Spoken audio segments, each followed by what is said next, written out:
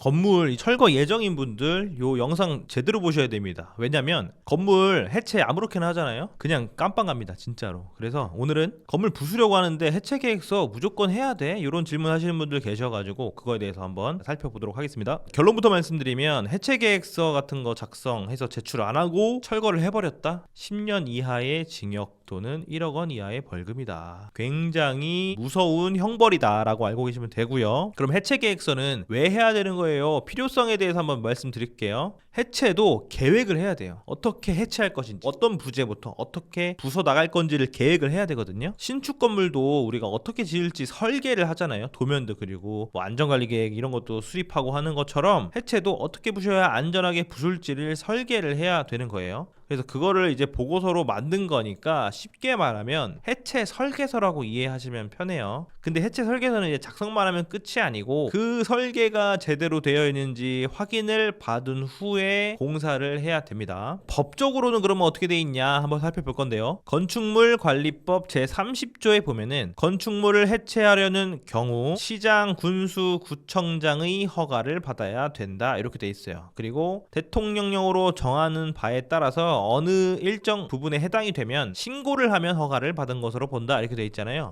허가가 기본인데 예를 들어서 해체할 규모가 너무 작다라고 하면은 신고만 해도 통과를 시켜주겠다 이런 얘기입니다. 이런 절차 무시하고 몰래 공사하다가 사고 나면은 진짜 감옥 갑니다. 요거 제가 말씀드렸고요. 그리고 벌칙을 보면 건축물의 해체 허가를 받지 아니하거나 거짓 또는 그 밖의 부정한 방법으로 해체 허가를 받고 건축물을 해체하다가 공중에 위험을 발생하게 한 자. 굉장히 무섭잖아요. 그래서 꼭 하셔야 된다. 그러면 해체 신고랑 허가권 이게 뭔 차이냐에 대한 궁금증이 생길 수가 있어요. 건축물은 어쨌든 해체할 때 신고하거나 허가 둘 중에 무조건 하나는 해야 되는 거예요. 그래서 신고는 그냥 말 그대로 신고만 하면 해체할 수 있는 거고요. 허가는 심의를 받고 이제 허가를 득해야 돼요. 승인이 떨어져야 해체를 할 수 있다라고 알고 계시면 됩니다. 정리하면 신고는 간단하고요. 작성은 아무나 작성할 수 있어요. 해체 계획서를. 다만 기술자한테 해체 계획서를 검토하고 제출을 하셔야 돼요. 기술자라는 거는 건축사 사무소를 운영 중인 자, 기술사 사무소를 운영 중인 자입니다. 처리 기간은 약 일주일 정도 소요됩니다. 허가는 심의를 받고 허가가 떨어져야지 해체할 수 있는 거고 상당히 복잡합니다. 심의도 받아야 됩니다. 심의가 뭐냐면 구청이나 시청에는 건축위원들이 있습니다. 설계나 건축 구조나 어떤 건축에서 종사하시는 분들 중에서 전문가를 모아놓고 심의라는 거를 열어요. 예를 들어 해체 계획 아니면 신축 인허가 이런 거 받을 때 그 계획을 갖고 오면 이 계획에서 뭐가 잘못됐냐를 다 같이 모여가지고 막 후드로 패는 거거든요.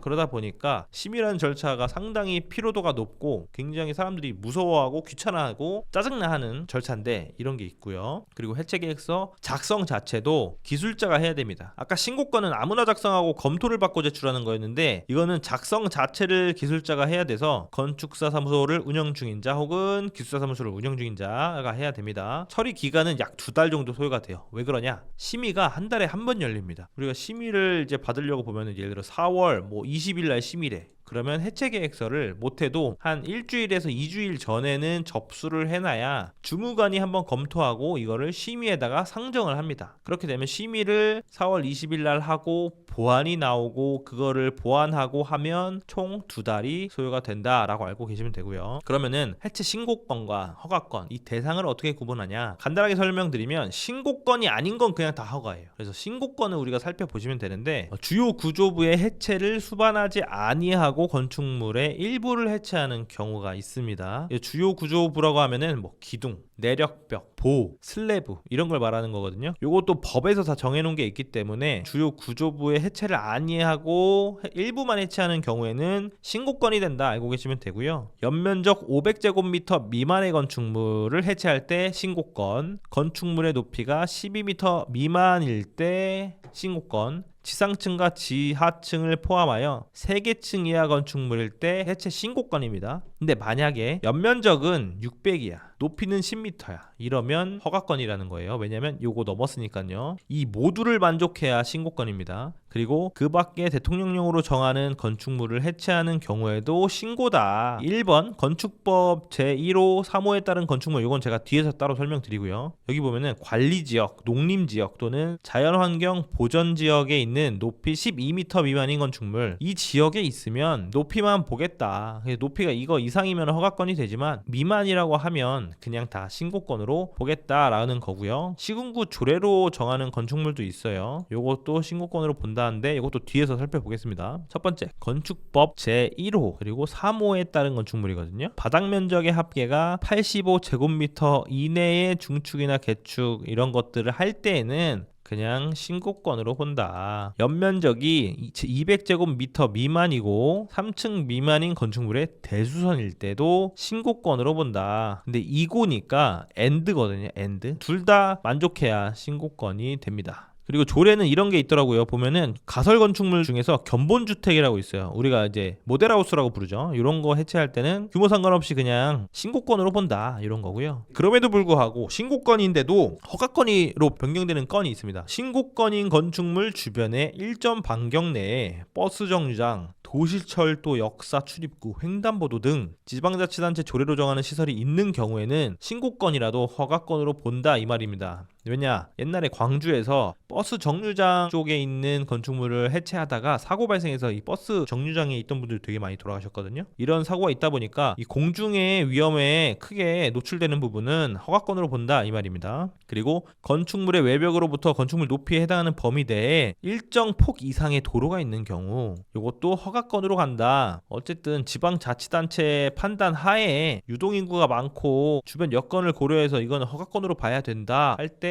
다 허가건으로 간다라는 말입니다. 그래서 신고건, 허가건 정확히 판별하려면 사실은 주무관이랑 얘기를 해봐야 돼요. 관할 시청이나 구청에 주무관이랑 이야기를 해야지 이게 명확히 구분을 하실 수가 있다. 이걸 구분하고 그 다음부터 해체 준비를 하시면 됩니다. 여기서 퀴즈 하나 낼게요. 이런 정자 해체 계획서 작성해야 될까요? 그리고 이런 컨테이너들 있죠. 우리가 현장 사무실로 쓰는 컨테이너들, 이런 컨테이너도 해체 계획서 써야 될까요? 첫 번째, 얘는 써야 됩니다. 얘는 안 써도 됩니다.